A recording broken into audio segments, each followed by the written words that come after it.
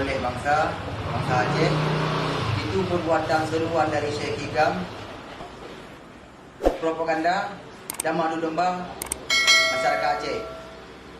Kami dari pihak Gerakan Aceh Merdeka Agam tidak setuju dan mengecam keras kepada beliau Syekh Hikam yang tidak tahu asal usul, siapa dia, siapa di belakang dia. Tidak ada urusan dengan perdamaian Aceh. Kami atas nama GAM Wilayah Asahan mengutuk keras atas usulan propaganda Syekh Hikam. Terima kasih. Oleh bangsa Aceh. Itu perbuatan seruan dari Syekh Hikam, propaganda dan madu domba masyarakat Aceh. Kami dari pihak Gerakan Aceh Merdeka Agam tidak setuju dan mengecam keras kepada beliau Syekh Hikam yang tidak tahu asal usul, siapa dia, siapa di belakang dia.